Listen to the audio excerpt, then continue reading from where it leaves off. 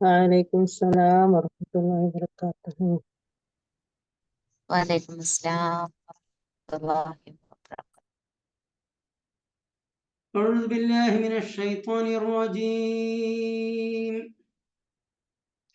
لتجدن أشد الناس عداوة للذين آمنوا اليهود والذين أشركوا ولتجدن أقربهم مودة للذين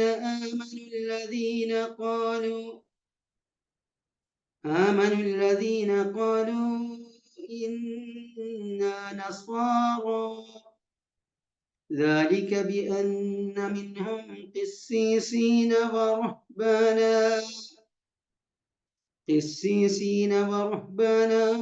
وأنهم لا يستكبرون. صدق الله العلي العظيم. വിശുദ്ധ ഖുർആനിലെ സൂറത്തുൽ മാഇദ 82-ാമത്തെ ആയത്താണ് ഇവിടെ പാരായണം ചെയ്തത്. നാം കഴിഞ്ഞ 2 ക്ലാസ്സുകളിൽ പരിശുദ്ധ ഖുർആനിന്റെ അമാനുഷികത എന്ന വിഷയമാണ് വിവരിച്ചു വന്നത്. അമാനുഷികത എന്ന് പറയുമ്പോൾ പരിശുദ്ധ ഖുർആൻ സർവലോക പരിപാലകനായ അല്ലാഹു സുബ്ഹാനഹു വ തആലയുടെ കലാം ആണ് എന്നും ഇത് അല്ലാഹു തആല നബി സല്ലല്ലാഹു അലൈഹി വസല്ലമയുടെ മേലിൽ അവതരിപ്പിച്ചതാണ് എന്നും ഒരിക്കലും മനുഷ്യന് ഇതുപോലെ ഒരു ഗ്രന്ഥം രചിക്കാൻ സാധിക്കുകയില്ല എന്നും അങ്ങനെ സാധിക്കുമെങ്കിൽ ഇതുപോലെ ഒരു ഗ്രന്ഥം കൊണ്ടുവരട്ടെ എന്ന് ആദ്യം, പിന്നീട് വർഷങ്ങൾക്ക് ശേഷം ശരി ഈ സൂറത്തിലുള്ള ഈ ഗ്രന്ഥത്തിലുള്ള അധ്യായങ്ങൾ പോലെയുള്ള 10 അധ്യായങ്ങൾ കൊണ്ടുവരട്ടെ എന്ന് പിന്നീട് രണ്ടാമതായി, അത് കഴിഞ്ഞ് അവസാനമായി സൂറത്തുൽ ബഖറയിൽ ഫഅതു ബിസൂറത്തിൻ മിൻ മിസ്ലിഹി, ശരി ഇത് മുഹമ്മദ് നബി സ്വന്തമായി രചിച്ചതാണ് എന്നാണ് നിങ്ങളുടെ വാദമെങ്കിൽ നിങ്ങൾ ഇതിലുള്ള സൂറത്തുകൾ പോലെയുള്ള ഒരു സൂറത്തെങ്കിലും കൊണ്ടുവരുവീൻ എന്ന് ഖുർആൻ വെല്ലുവിളിക്കുകയുണ്ടായി. അപ്പോൾ അത് ആർക്കും ആ വെല്ലുവിളി സ്വീകരിച്ചുകൊണ്ട് ഇതുപോലെയുള്ള ഒരു ഗ്രന്ഥമോ 10 അധ്യായങ്ങളോ ഒരു സൂറത്ത് പോലുമോ കൊണ്ടുവരാൻ സാധിച്ചിട്ടില്ല, സാധിക്കുകയുമില്ല എന്ന് ഖുർആൻ വെല്ലുവിളിക്കുന്നു. എന്തുകൊണ്ട് സാധിക്കുകയില്ല? അതിനാണ് അമാനുഷികത, മനുഷ്യന്റെ കഴിവിന് അതീതമായ ഒരു സംഗതിയാകുന്നു അത്. അത് എന്തൊക്കെയാണ് മനുഷ്യന് ഇതുപോലെയുള്ള ഒരു ഗ്രന്ഥം പോകട്ടെ ഒരു സൂറത്ത് പോലും കൊണ്ടുവരാൻ മനുഷ്യനെ അശക്തനാക്കുന്നത്? അതിനാണ് ഇവിടെ അമാനുഷികത, മനുഷ്യന്റെ കഴിവിന് അതീതമായ കാര്യം എന്നതുകൊണ്ട് ഉദ്ദേശിക്കുന്നത്. എന്തൊക്കെയാണ് അങ്ങനെ മനുഷ്യന് ഖുർആൻ പോലെയുള്ള ഒരു ഗ്രന്ഥം കൊണ്ടുവരാൻ മനുഷ്യനെ അശക്തനാക്കുന്ന കാര്യം? ഇതാണ് നമ്മൾ വിവരിച്ചു വന്നത്. അതിലൊന്ന് നമ്മൾ പറഞ്ഞു ഖുർആനിന്റെ ഭാഷാപരമായ അമാനുഷികത.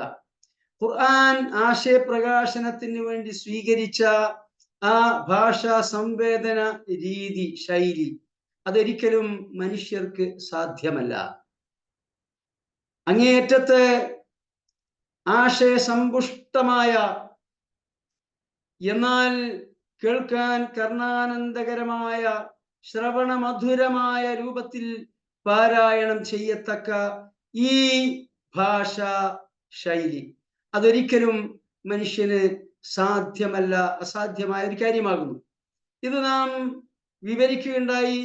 ഇത് തന്നെയാണ് എപ്പോഴും ഖുർആനിന്റെ അമാനുഷികതയെക്കുറിച്ച് ചർച്ചയിൽ ഒന്നാമതായി വരാറുള്ളത്. പക്ഷെ അത് വിവരിച്ചപ്പോൾ തന്നെ നാം പറഞ്ഞു അതിനുള്ള ഒരു കാര്യമായ പരിമിതി അറബി ഭാഷ വശമുള്ളവർക്ക് മാത്രമേ ഇത് അമാനുഷികമാണ്, ഒരിക്കലും ഈ രൂപത്തിൽ ഈ അറബി ഭാഷയിൽ ഒരു ഗ്രന്ഥരചന സാധ്യമല്ല എന്ന് ബോധ്യമാകുക അറബി ഭാഷയിൽ പരിജ്ഞാനമുള്ളവർക്ക് മാത്രമാണ്. അറബി ഭാഷയാവട്ടെ ലോകത്തെ ഇപ്പോൾ ലോക ജനസംഖ്യയിൽ 6% മാത്രമാണ് അറബി ഭാഷ സംസാരിക്കുന്നവരായുള്ളത്. എന്നാൽ നബി സല്ലല്ലാഹു അലൈഹി വസല്ലമക്ക് നുബുവത്ത് ലഭിക്കുന്ന കാലത്താവട്ടെ, അന്നാണല്ലോ ഈ വെല്ലുവിളി, അന്നാവട്ടെ 0.5% പോലും ലോക ജനസംഖ്യയിൽ അറബികൾ ഉണ്ടായിരുന്നില്ല. അതുകൊണ്ട് തന്നെ വലിയ പരിമിതി ഈ വിഷയത്തിലുണ്ട്. എന്ന് വെച്ചാൽ ലോകത്തുള്ള ഭൂരിപക്ഷ ജനങ്ങൾക്ക് ഇത് അമാനുഷികമാണ് എന്ന് ഭാഷാപരമായ അമാനുഷികതയിലൂടെ മനസ്സിലാക്കാൻ സാധിക്കുകയില്ല എന്നാണ് പറഞ്ഞു വന്നത്. അതിപ്പോഴും അങ്ങനെ തന്നെയാണ്. അത് കഴിഞ്ഞ് രണ്ടാമതായി മനുഷ്യ ചരിത്രം. മനുഷ്യൻ എത്ര കാലമായി ഈ ലോകത്ത് ജീവിക്കാൻ തുടങ്ങിയിട്ട്? സഹസ്രാബ്ദങ്ങളായി. ഈ മൊത്തം മനുഷ്യ ചരിത്രം പരിശുദ്ധ ഖുർആൻ വിവരിക്കുന്നുണ്ട്. ഈ ഖുർആനിൽ വിവരിക്കുന്നതെല്ലാം തന്നെ സത്യമാണ്, വസ്തുതാപരമാണ് എന്ന് പുരാവസ്തു ഗവേഷണങ്ങളിലൂടെയും മറ്റനേകം തെളിവുകളിലൂടെയും സമർത്ഥിക്കപ്പെട്ടിട്ടുള്ളതാണ്, ബോധ്യം വന്നിട്ടുള്ളതാണ്. ഇതും 14 നൂറ്റാണ്ട് മുമ്പ് നബി സല്ലല്ലാഹു അലൈഹി വസല്ലമക്ക് വിവരിക്കുക ഒരു മനുഷ്യൻ എന്ന നിലക്ക് സാധ്യമാകുമായിരുന്നില്ല. ഇത് സർവലോക പരിപാലകനായ അല്ലാഹു തആല അവതരിപ്പിച്ചത് കൊണ്ട് മാത്രമാണ് പരിശുദ്ധ ഖുർആനിൽ ആ രൂപത്തിലുള്ള ഒരു വിവരണം കാണാൻ സാധിക്കുന്നത്. ഇത് ഖുർആനിന്റെ അമാനുഷികതയിൽപ്പെട്ടതാണ്, അതും നാം പറയുകയുണ്ടായി. പിന്നീട് മൂന്നാമതായി നാം പറഞ്ഞത് പരിശുദ്ധ ഖുർആനിൽ വന്ന പ്രവചനങ്ങളാണ്.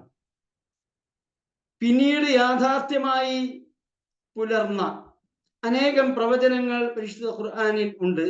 അതിൻ്റെ ചില ഉദാഹരണങ്ങൾ നാം വിവരിക്കുകയുണ്ടായി. ഇനിയും ഖുർആനിൽ പറയപ്പെട്ടിട്ടുള്ള ധാരാളം പ്രവചനങ്ങൾ പുലരാനുണ്ട്. അത് ഭാവിയിൽ ഖിയാമത്ത് നാളിനോടനുബന്ധിച്ചുള്ള കാലഘട്ടത്തിലും ഖിയാമത്ത് നാൾ സംഭവിക്കുമ്പോഴുമൊക്കെയാണ് ആ പ്രവചനങ്ങൾ പുലരുക. പിന്നീട് നാം പരിശുദ്ധ ഖുർആനിന്റെ അമാനുഷികതയുടെ ഭാഗമായിക്കൊണ്ട് പറയാൻ മാറ്റിവെച്ച ഒരു സംഗതി മനുഷ്യൻ പിൽക്കാലത്ത് മാത്രം കണ്ടെത്തിക്കഴിഞ്ഞ പരിശുദ്ധ ഖുർആനിലെ ശാസ്ത്ര സൂചനകളാണ്. അതിലേക്ക് പ്രവേശിക്കുന്നതിന് മുൻപ് ഖുർആനിൽ വന്നിട്ടുള്ള ഒരു പ്രവചനം കൂടി ഇവിടെ ചൂണ്ടിക്കാണിക്കാൻ, വിവരിക്കാൻ ഉദ്ദേശിക്കുകയാണ്. ആ പ്രവചനത്തിന്റെ പ്രത്യേകത എന്താണെന്ന് വെച്ചാൽ, നാം പറഞ്ഞു ഖുർആനിൽ പറയപ്പെട്ട പല പ്രവചനങ്ങളും നബി സല്ലല്ലാഹു അലൈഹി വസല്ലമയുടെ കാലത്ത്, ഖുലഫാഉ റാഷിദീങ്ങളുടെ കാലത്ത്, പിൽക്കാലത്തൊക്കെ പുലരുകയുണ്ടായി. എന്നാൽ ഇവിടെ നാം ഇന്ന് വിവരിക്കാൻ പോകുന്ന പരിശുദ്ധ ഖുർആനിലെ ഈ പ്രവചനം അക്കാലത്ത് പുലർന്നിട്ടുണ്ട്, ഇന്നും അത് പുലർന്നുകൊണ്ടിരിക്കുന്നു.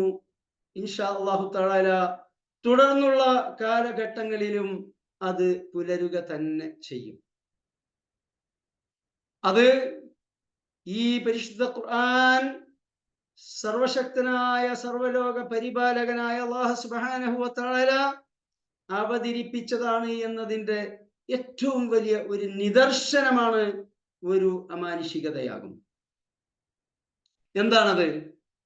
സൂറത്തുൽ മാഇദ 82-ാമത്തെ ആയത്തിൽ അല്ലാഹു തആല പറയാണ്, ലതജിദന്ന,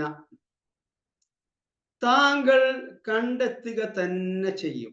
നബി സല്ലല്ലാഹു അലൈഹി വസല്ലമയെ അഭിസംബോധന ചെയ്തുകൊണ്ടാണ് അല്ലാഹു തആല പറയുന്നത്. നബിയെ അഭിസംബോധന ചെയ്തുകൊണ്ട് പറയുമ്പോൾ നബി സല്ലല്ലാഹു അലൈഹി വസല്ലമയുടെ ഖിയാമത്ത് നാൾ വരെയുള്ള അനുയായികൾക്കൊക്കെ ബാധകമായ അനുയായികളോടുള്ള ഒരു അഭിസംബോധന കൂടിയാകുന്നു. താങ്കൾ കണ്ടെത്തുക തന്നെ ചെയ്യും. ആ വാക്കിന്റെ തുടക്കത്തിലുള്ള ലാമിന് ലാമു തഅക്കീദ് എന്ന് പറയും. എന്ന് വെച്ചാൽ ഊന്നൽ നൽകാനുള്ള, സ്ട്രെസ് ചെയ്യാനുള്ള ലാം. ഇനി ആ വാക്കിന്റെ അവസാനത്തിലുള്ള നൂനിന് ലതജിദന്ന നൂനാണ്. അതിന് നൂനു തഅക്കീദ് എന്ന് പറയും, ഊന്നി പറയാൻ ഉപയോഗിക്കുന്ന നൂൻ. അപ്പൊ ഒരേ ഒരു വാക്കാണ്.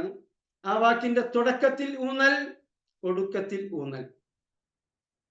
എന്നിട്ട് എന്താണ് പറയുന്നത്? നിങ്ങൾ കണ്ടെത്തുക തന്നെ ചെയ്യും.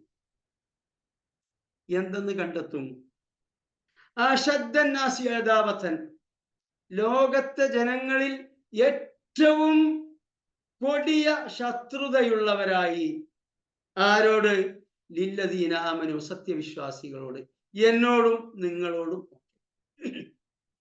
അപ്പൊ ലോകത്തുള്ള ജനങ്ങളിൽ ഏറ്റവും കഠിന ശത്രുതയുള്ളവരായി മനുഷ്യരുടെ കൂട്ടത്തിൽ നിങ്ങൾ കണ്ടെത്തുക തന്നെ ചെയ്യും.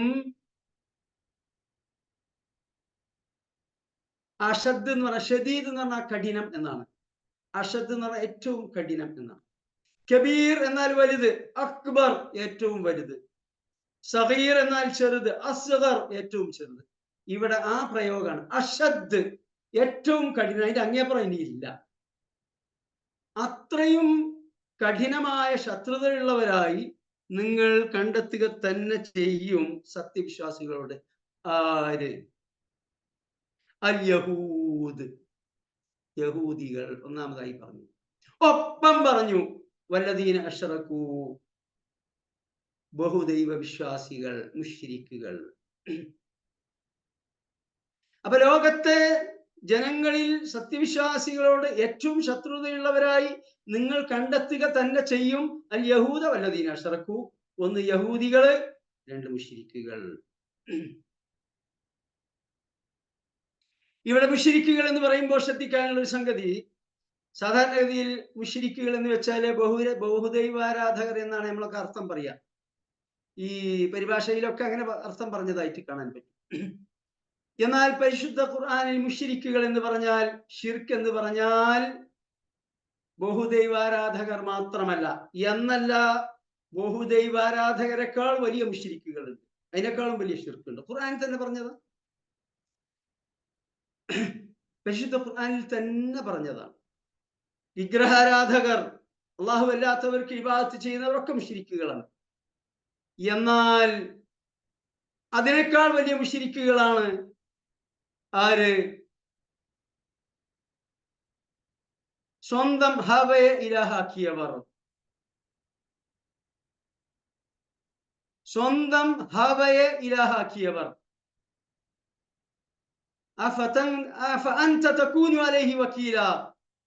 അവർക്ക് വേണ്ടി താങ്കൾക്ക് എന്തെങ്കിലും ചെയ്യാൻ സാധിക്കുമോ എന്ന് പരിശുദ്ധ ഖുർആനിൽ ചോദിക്കുന്നുണ്ട്. സ്വന്തം ഹവയെ ഇലാഹാക്കിയവനേക്കാൾ ഏറ്റവും വഴിപിഴച്ചവനാര് എന്ന് പരിശുദ്ധ ഖുർആനിൽ ആയത്തിൽ ചോദിക്കുന്നു. വമൻ അദല്ലു, ആരാണ് ഏറ്റവും വഴിപിഴച്ചവൻ? സ്വന്തം ഹവയെ ഇലാഹാക്കിയവനേക്കാൾ. ഈ ഹവയെ ഇലാഹാക്കിയവൻ ആർക്കും ആരാധനകൾ അർപ്പിക്കുന്നില്ല, വിഗ്രഹ പൂജ നടത്തുന്നില്ല. പിന്നെ എന്താണ് അവർ ചെയ്യുന്നത്? സ്വന്തം ദേഹേച്ഛയുടെ താല്പര്യം അനുസരിച്ചാണ് അവർ ജീവിക്കുക. സ്വന്തം അഭീഷ്ടത്തിനനുസരിച്ചാണ് അവരുടെ മുന്നോട്ടുള്ള പ്രയാണം. ഒരു കാര്യം ചെയ്യണമെന്ന് തോന്നിയാൽ അത് ചെയ്യും, ചെയ്യണ്ട എന്ന് തോന്നിയാൽ ചെയ്യൂല. ഒരു കാര്യം തനിക്ക് വേണം, തനിക്ക് ശരിയാണെന്ന് തോന്നിയാൽ അത് ചെയ്യും. അത് മദ്യപാനമാവട്ടെ, അതുപോലെയുള്ള എന്ത് മഹാപാപങ്ങളാവട്ടെ. സ്വന്തം അഭീഷ്ടത്തിനും താല്പര്യത്തിനും അനുസരിച്ച് ജീവിക്കുന്നവർ അവരും മുശ്രിക്കുകളാകുന്നു. അവരും ലോകത്തുള്ള ജനങ്ങളിൽ സത്യവിശ്വാസികളോട് ഏറ്റവും ശത്രുതയുള്ളവരായിരിക്കും. ഇന്ന് നിരീശ്വര നിർമ്മതരായ ധാരാളം പ്രസ്ഥാനങ്ങളെ കാണാൻ സാധിക്കും. ഇനി പ്രസ്ഥാനങ്ങളില്ല എന്നുണ്ടെങ്കിൽ ചില രാജ്യത്തുള്ള ജനങ്ങൾ ഭൂരിഭാഗവും ആ വിഭാഗത്തിൽ പെട്ടവരാകുന്നു. അവരൊക്കെ തന്നെ സത്യവിശ്വാസികളോട് ഏറ്റവും ശത്രുതയുള്ളവരായിരിക്കും. അപ്പോൾ ലോകത്തെ ജനങ്ങളിൽ ഏറ്റവും ശത്രുതയുള്ളവരായി പരിശുദ്ധ ഖുർആൻ പ്രവചിച്ചു യഹൂദികൾ, മുശ്രിക്കുകൾ. ഇനി അതേ ആയത്തിൽ തന്നെ വീണ്ടും തഅ്കീദോടുകൂടി വലതജിദന്ന അഖ്റബഹും മവദ്ദതൻ, ലോകത്തെ ജനങ്ങളിൽ സത്യവിശ്വാസികളോട് ഏറ്റവും മൈത്രി പുലർത്തുന്നവരായി, അടുപ്പം കാണിക്കുന്നവരായി താങ്കൾ കണ്ടെത്തുക തന്നെ ചെയ്യും. ആര്? ഖാലു ഇന്നാ നസാറ, തങ്ങൾ നസ്രാനികളാണ് എന്ന് പറയുന്നവർ. ഈ 4 വിഭാഗങ്ങളിൽ ലോകത്തുള്ള ജനങ്ങൾ 100% ഉൾപ്പെട്ട് കഴിഞ്ഞു. ഇതിന് പുറത്ത് ആരുമില്ല. ഒന്ന് സത്യവിശ്വാസികൾ, 2 ജൂതന്മാർ, 3 മുശ്രിക്കുകൾ, 4 നസ്രാനികൾ. അപ്പൊ നിങ്ങൾ ചോദിച്ചു ബുദ്ധമതക്കാരോ? ബുദ്ധമതക്കാർ മുശ്രിക്കുകളാകുന്നു. ശ്രീബുദ്ധനെയാണ് അവർ ആരാധിക്കുന്നത്. അതുപോലെ തന്നെ ലോകത്തുള്ള ഏത് മതവിഭാഗങ്ങളെ എടുത്തു നോക്കിക്കഴിഞ്ഞാലും, മുസ്ലിങ്ങളല്ലാത്ത ഏത് മതവിഭാഗങ്ങളെ എടുത്തു നോക്കിക്കഴിഞ്ഞാലും, ജൂതന്മാരെയും ക്രിസ്ത്യാനികളെയും അവർ അഹ്ലി കിതാബ് അവരെ മാറ്റി നിർത്തിക്കഴിഞ്ഞാൽ മുഴുവൻ ജനവിഭാഗവും മുശ്രിക്കുകൾ എന്ന വിഭാഗത്തിലാണ് വരിക. അത് നിരീശ്വര നിർമ്മത പ്രസ്ഥാനക്കാരാവട്ടെ, ഒന്നിനും വിശ്വസിക്കാത്തവരാവട്ടെ, ആർക്കും ഒരു ആരാധനയും അർപ്പിക്കാത്തവരാവട്ടെ, എല്ലാം തന്നെ മുശ്രിക്കുകളാണ്. അവരൊക്കെ തന്നെ സത്യവിശ്വാസികളോട് ഏറ്റവും ശത്രുത പുലർത്തുന്നവർ എന്ന് പറഞ്ഞ കൂട്ടത്തിലാണ്. ഒന്ന് യഹൂദികൾ, രണ്ട് മുശ്രിക്കുകൾ. എന്നാൽ മുസ്ലിങ്ങളോട് ഏറ്റവും മൈത്രി പുലർത്തുന്നവർ അവർ നസ്രാനികളായിരിക്കും, ക്രിസ്ത്യാനികളായിരിക്കും എന്ന് ഖുർആൻ ഇവിടെ പ്രവചിക്കും. ഈ ഖുർആൻ അള്ളാഹുവിന്റെ ഗ്രന്ഥമല്ല എന്ന് പ്രൂഫ് ചെയ്യാൻ വേറെ ആയത്തുകളും വേറെ ഒന്നും പരിശോധിക്കേണ്ടതില്ല. ഈ ആയത്ത് മാത്രം മുൻപിൽ വെച്ചുകൊണ്ട് അത് നിർവഹിക്കാൻ സാധിക്കും. ഇവിടെ നാം മനസ്സിലാക്കേണ്ടത്, നബി സല്ലല്ലാഹു അലൈഹി വസല്ലം ആദ്യമായി യുദ്ധം ചെയ്തത്, അഥവാ നബിയോടും നബിയിൽ വിശ്വസിച്ച മക്കയിൽ നബിയോടൊപ്പം വിശ്വസിച്ച സ്വഹാബികളോടും ഏറ്റവും കൂടുതൽ ശത്രുത പ്രകടിപ്പിക്കാൻ വേണ്ടി മുന്നോട്ട് വന്നത് ആരായിരുന്നു? ആദ്യം മുശ്രിക്കുകളായിരുന്നു. എന്നാൽ ഖുർആനിൽ ലതജിദന്ന അശദ്ദന്നാസി അദാവതൻ ലില്ലദീന ആമനുൽ യഹൂദ്, സത്യവിശ്വാസികളോട് ജനങ്ങളിൽ ഏറ്റവും ശത്രുതയുള്ളവരായി താങ്കൾ കണ്ടെത്തുക തന്നെ ചെയ്യും എന്ന് പറഞ്ഞിട്ട് ഇവിടെ മുശ്രിക്കുകളല്ല ആദ്യം പറഞ്ഞു. മക്കയിൽ ഈ പറഞ്ഞ യഹൂദികൾ ഉണ്ടായിരുന്നില്ല, അവിടെ മുശ്രിക്കുകൾ മാത്രമാണ് ഉണ്ടായിരുന്നത്. അവരാണ് നബി സല്ലല്ലാഹു അലൈഹി വസല്ലമയെയും ഹാഷിം കുടുംബത്തെയും ഷുഐബ് അബി താലിബിൽ ഉപരോധിച്ചത്. മക്കയിൽ നിന്ന് അബിസീനിയയിലേക്ക്, എത്യോപ്യയിലേക്ക് ഹിജറ പോകാൻ അവരെ നിർബന്ധിതരാക്കിയത്. മക്കയിൽ നിന്ന് അവസാനം മദീനയിലേക്ക് നബിയും സഹാബത്തും ഹിജറ ചെയ്യേണ്ടി വന്നത്, അവരെ പീഡിപ്പിച്ചത് മുശ്രിക്കുകളാണ്. പക്ഷെ ഇവിടെ മുശ്രിക്കുകൾ എന്നല്ല ഒന്നാമത് പറഞ്ഞത്. ഇനി അതിരിക്കട്ടെ, മദീനയിലേക്ക് ഹിജറ ചെയ്തു നബിയും സഹാബികളും. ഹിജറ ചെയ്ത ശേഷം മദീനയിൽ വെച്ച് സംഘട്ടനമുണ്ടായി, യുദ്ധമുണ്ടായി. ആരുമായിട്ടാണ് ഉണ്ടായത്? ഒന്നാമത്തെ യുദ്ധം യഹൂദികളുമായിട്ടല്ല. മദീനയിൽ യഹൂദികൾ ഉണ്ടായിരുന്നു, 3 ജൂതഗോത്രങ്ങൾ ഉണ്ടായിരുന്നു. പക്ഷെ ആദ്യത്തെ യുദ്ധം അവരുമായിട്ടല്ല ഉണ്ടായത്. ബദർ യുദ്ധം മുശ്രിക്കുകളുമായിട്ടാണ് ഉണ്ടായത്, ഖുറൈശികളുമായി. രണ്ടാമത്തെ യുദ്ധം ഉണ്ടായത് ഉഹദ് യുദ്ധം, അത് മുശ്രിക്കുകളുമായിട്ടാണ്. പക്ഷേ ഇവിടെ ഖുർആൻ ആയത്തിൽ അൽ യഹൂദ് ശത്രുതയിൽ ഒന്നാം സ്ഥാനത്ത് പറഞ്ഞത് യഹൂദികളെയാണ്. ഇതെല്ലാം അമാനുഷികതയാണ്.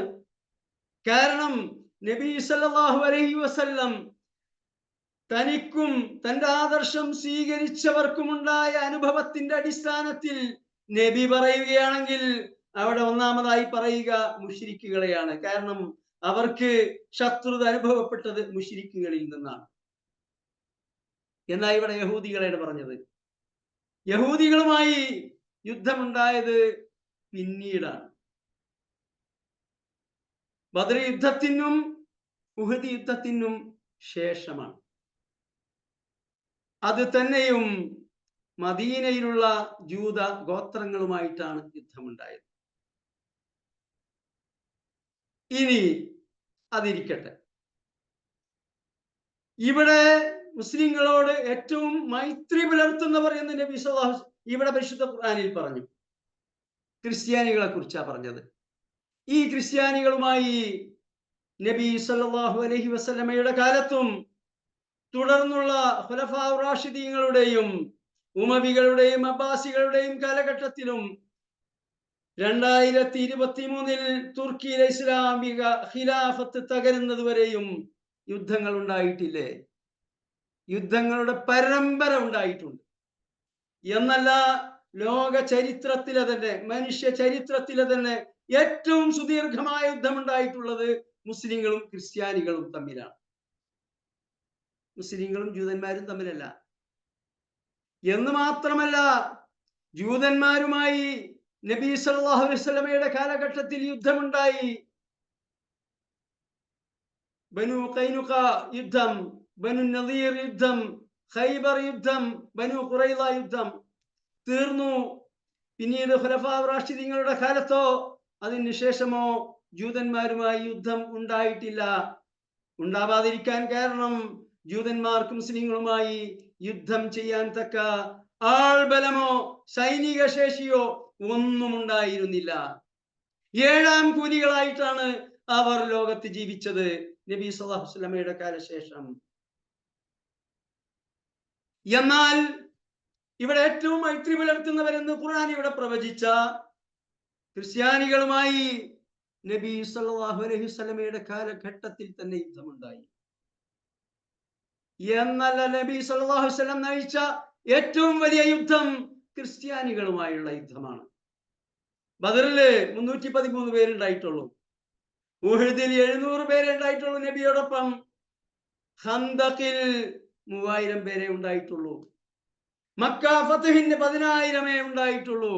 എന്നാൽ റോമാ സാമ്രാജ്യവുമായി റോമാ ചക്രവർത്തിയുടെ നേതൃത്വത്തിൽ 1.5 ലക്ഷം പടയാളികളുമായി ഇസ്ലാമിനെ ആക്രമിക്കാൻ വേണ്ടി വന്നപ്പോൾ നബി സല്ലല്ലാഹു അലൈഹി വസല്ലം 30,000 വരുന്ന നബിയുടെ ജീവിതത്തിലെ ഏറ്റവും വലിയ സൈന്യത്തെ നയിച്ചുകൊണ്ടാണ് പോയത്. എന്ന് മാത്രമല്ല, നബിയും സഹാബികളും ഏറ്റവും ക്ലേശം സഹിച്ച യാത്രയും യുദ്ധവും അതായിരുന്നു. ജയ്ഷുൽ ഉസ്റ, ദുഷ്കര സൈന്യം എന്നാണ് ചരിത്രത്തിൽ അതിന്റെ പേര്. പരിശുദ്ധ ഖുർആനിൽ പോലും പരാമർശമുണ്ട്. എന്താണ് കാര്യം? ഒരു സമ്മർ കാലമാണ്. ഈ കേൾക്കുന്നവരിൽ പലരും ഗൾഫിലാണല്ലോ ഉള്ളത്. ജൂൺ, ജൂലൈ, ഓഗസ്റ്റ് മാസത്തിലെ അവസ്ഥ എന്താണ്? ആ ജൂൺ, ജൂലൈ, ഓഗസ്റ്റ് മാസത്തിൽ അവിടെ 49-50 ഡിഗ്രി ചൂടത്ത് 1000 കിലോമീറ്റർ ദൂരെയുള്ള തബൂക്കിലേക്ക്, റോമാ സാമ്രാജ്യത്തിന്റെ അതിർത്തിയിലേക്ക് 30,000 വരുന്ന ഒരു സൈന്യവുമായി മരുഭൂമിയിലൂടെ യാത്ര ചെയ്യുമ്പോഴുള്ള ആ ക്ലേശം ഒന്ന് ആലോചിച്ചു നോക്കൂ. എയർ കണ്ടീഷൻ ഇല്ലല്ല. കണ്ടീഷൻ പോകട്ടെ, ഒട്ടകപ്പുറത്താണ് യാത്ര, പൊരി വെയിലത്താണ്. 30,000 പേർക്ക് വേണ്ട ഭക്ഷ്യപദാർത്ഥങ്ങൾ, പാനീയം ഇതെല്ലാം ഒരുക്കുക, സജ്ജീകരിക്കുക. അതിന്റെ ക്ലേശം ആലോചിച്ചു നോക്കുക. ആ യുദ്ധത്തിന് വമ്പിച്ച വിഭവ സമാഹരണം ആവശ്യമായി വന്നപ്പോഴാണ് നബി സല്ലല്ലാഹു അലൈഹി വസല്ലം പരസ്യമായി ഈ ജിഹാദിന് വേണ്ടി, അള്ളാഹുവിന്റെ മാർഗത്തിലേക്ക് സംഭാവന ചെയ്യാൻ വേണ്ടി ആഹ്വാനം ചെയ്തത് സഹാബികളോട്. അപ്പോഴാണ് ഉസ്മാൻ ഇബ്നു അഫ്ഫാൻ റളിയല്ലാഹു അൻഹു 1000 ദിനാർ സംഭാവന ചെയ്തത്.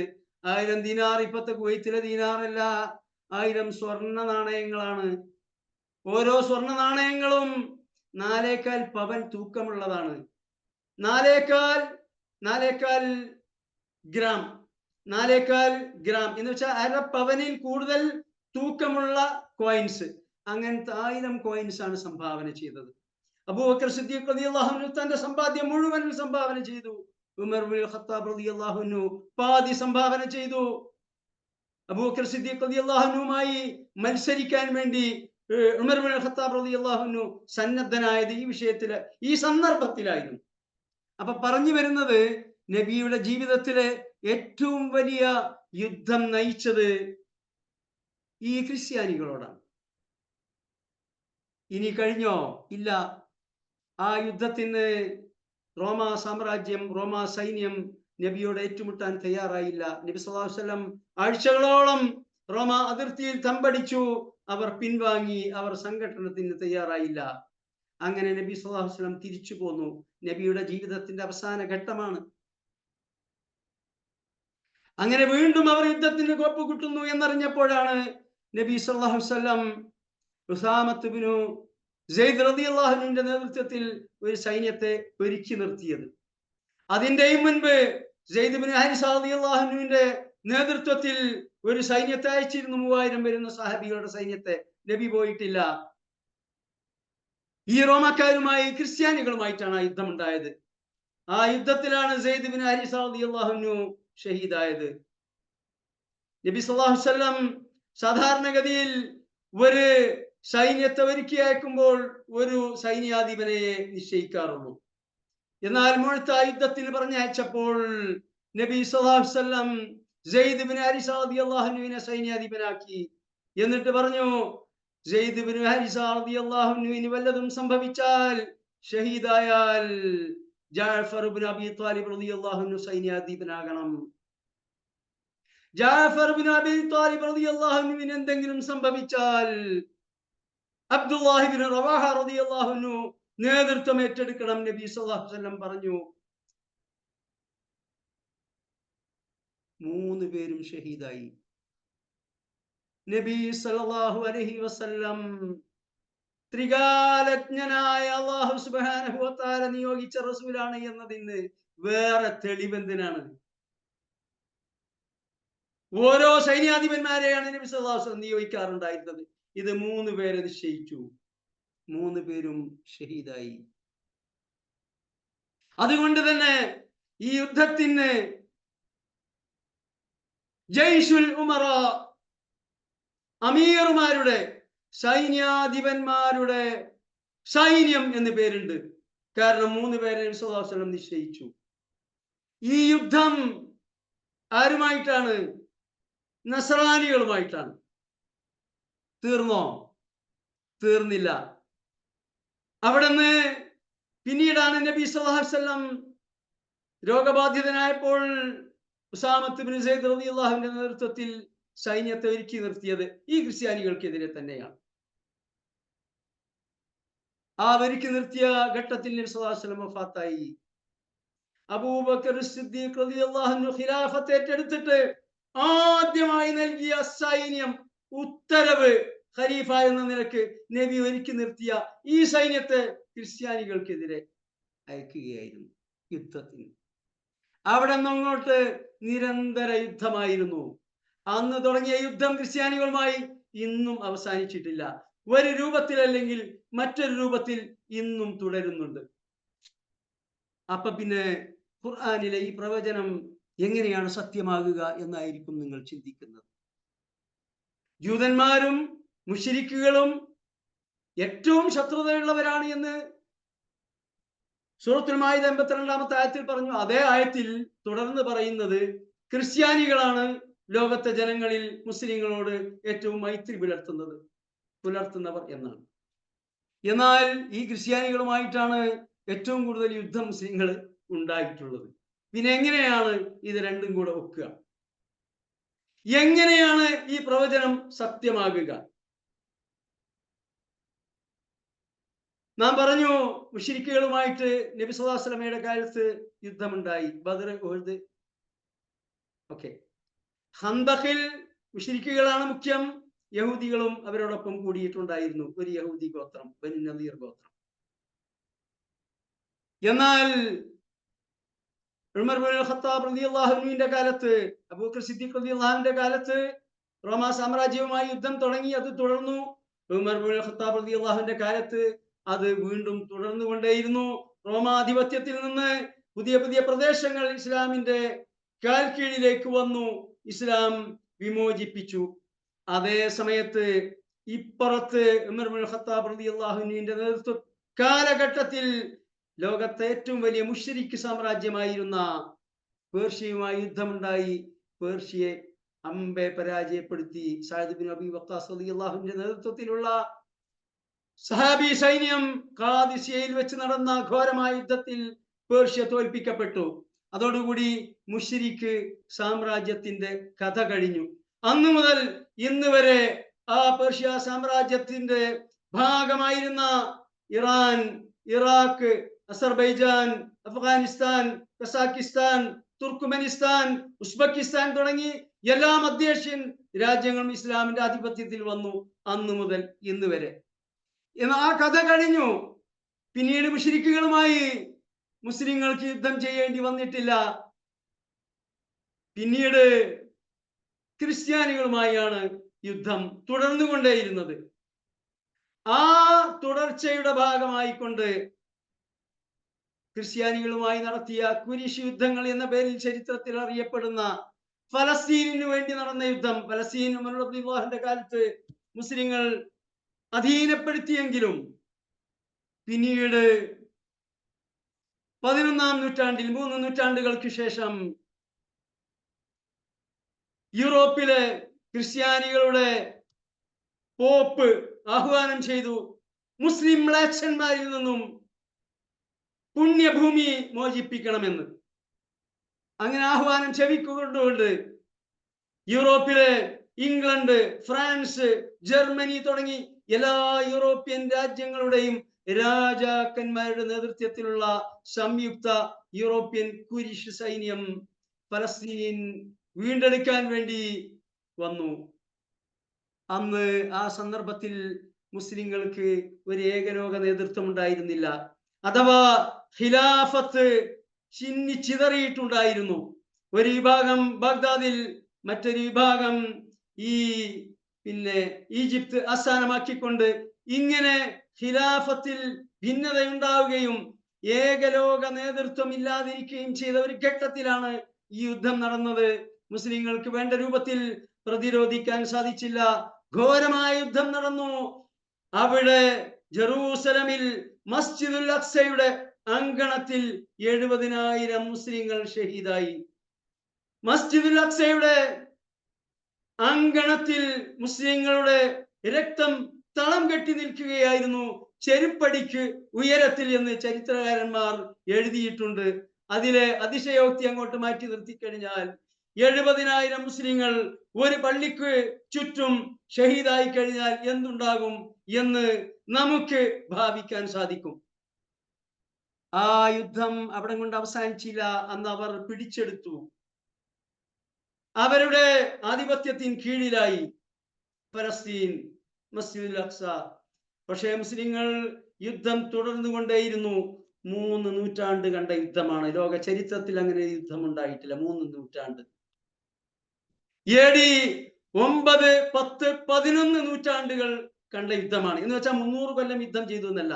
11-ാമത്തെ നൂറ്റാണ്ടിലെ തുടക്കത്തിലാണ് ആ യുദ്ധം അവസാനിച്ചത് എന്നാണ്. 9-ാം നൂറ്റാണ്ടിൽ തുടങ്ങി, 10-ാം നൂറ്റാണ്ടിൽ തുടർന്നു, 11-ാം നൂറ്റാണ്ടിന്റെ തുടക്കത്തിൽ അവസാനിച്ചത്. എങ്ങനെയാണ് അവസാനിച്ചത്? സലാഹുദ്ദീൻ അയ്യൂബി റഹ്മത്തുള്ളാഹി അലൈഹിയുടെ നേതൃത്വത്തിലുള്ള സൈന്യം ആ ഫലസ്തീൻ വിമോചിപ്പിക്കുകയും കുരിശ് പടയെ അവിടെ നിന്ന് കെട്ടുകെട്ടിക്കുകയും ചെയ്തു. അന്ന് യൂറോപ്യൻ ഭരണാധികാരികൾ പോലും തടവുകാരാക്കി പിടിക്കപ്പെടുകയും ഫ്രാൻസിന്റെയും ഇംഗ്ലണ്ടിന്റെയും ഒക്കെ ഭരണാധികാരികൾ പ്രായശ്ചിത്തം നൽകിക്കൊണ്ട്, വിമോചന ദ്രവ്യം നൽകിക്കൊണ്ട് അവരെ മോചിപ്പിക്കുകയുമാണ് ചെയ്തത്.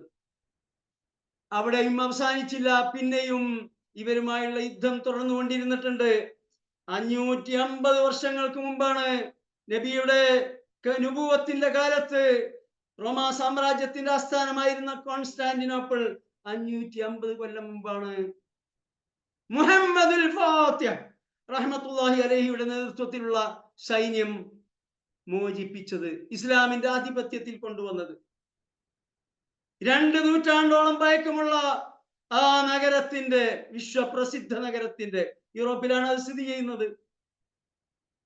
ആ നഗരത്തിൽ ഇപ്പോൾ 98% മുസ്ലിങ്ങളാണ്. 1500-ലധികം പള്ളികളാണ് അവിടെയുള്ളത്. ആ പള്ളികളിൽ ഒന്ന് ലോകാത്ഭുതങ്ങളിൽ ഒന്നാണ് താജ്മഹൽ പോലെയുള്ള. അപ്പോൾ നബിയുടെ കാലത്ത് തുടങ്ങി തുടർന്നുകൊണ്ടേ ഇരുന്നു യുദ്ധം. ഇന്നും ഒരർത്ഥത്തിലല്ലെങ്കിൽ മറ്റൊരർത്ഥത്തിൽ ക്രിസ്ത്യാനികളുമായുള്ള ഏറ്റുമുട്ടൽ നടക്കുന്നുണ്ട്. പക്ഷേ അതേ ക്രിസ്ത്യാനികളെ ഖുർആൻ മുസ്ലിങ്ങളോട് ഏറ്റവും മൈത്രിയുള്ളവർ എന്ന് ഇവിടെ പ്രവചിച്ചു. എങ്ങനെയാണ് ഇത് സത്യമാകുക? എപ്രകാരമാണ് ഏറ്റവും ശത്രുത ജൂതന്മാരാണെന്നും അതിൻ്റെ ഒപ്പം മുശ്രിക്കുകളാണെന്നും എന്നാൽ മുസ്ലിങ്ങളോട് ഏറ്റവും മൈത്രി പുലർത്തുന്നത് ക്രിസ്ത്യാനികളാണ് എന്നുമുള്ള ഖുർആനിലെ ഈ പ്രവചനം എങ്ങനെയാണ് യാഥാർത്ഥ്യമാകുക? ഇത് വിവരിക്കാൻ ഒരു മിനിമം അരമണിക്കൂർ സമയമെങ്കിലും വേണ്ടി വരും. നമ്മുടെ ക്ലാസ് ആവട്ടെ 45 മിനിറ്റ് ആണ് നമ്മുടെ ക്ലാസിന്റെ സമയം. അതിൽ ദീർഘിച്ചു കഴിഞ്ഞാൽ പ്രത്യേകിച്ച് നാട്ടിലുള്ളവർക്ക് വലിയ പ്രയാസം ഉണ്ടാകും എന്ന് നേരത്തെ അറിയിച്ചിട്ടുണ്ട്. അതുകൊണ്ട് തന്നെ ഖുർആനിലെ ഈ പ്രവചനം നബിയുടെ കാലത്ത് അത് സത്യമായിരുന്നു, പിന്നീടും അത് സത്യമായിരുന്നു, ഇപ്പോഴും അത് സത്യം തന്നെയാണ്. പക്ഷേ അത് നമുക്ക് ബോധ്യപ്പെടണമെങ്കിൽ കുറെ വസ്തുതകൾ, കുറെ വിവരണങ്ങൾ, കുറെ കാര്യങ്ങൾ എടുത്തു പറയേണ്ടതുണ്ട്. അതിന് ഇന്ന് നമുക്ക് സമയം മതിയാകാതെ വരും എന്നതുകൊണ്ട് ഇന്നത്തെ ക്ലാസ് നാം ഇവിടെ അവസാനിപ്പിക്കുകയാണ്. അടുത്ത ക്ലാസ്സിൽ ഇൻഷാ അല്ലാഹു തആല ഒരു അരമണിക്കൂർ സമയം കൊണ്ട് ഖുർആനിലെ ഈ പ്രവചനം 100% സത്യമായി ഇന്നും നിലനിൽക്കുന്നു എന്ന് നാം വിവരിക്കുന്നതാണ്. വിവരിക്കുമ്പോൾ നിങ്ങൾക്കത് പരിപൂർണമായി ബോധ്യപ്പെടുന്നതാണ്.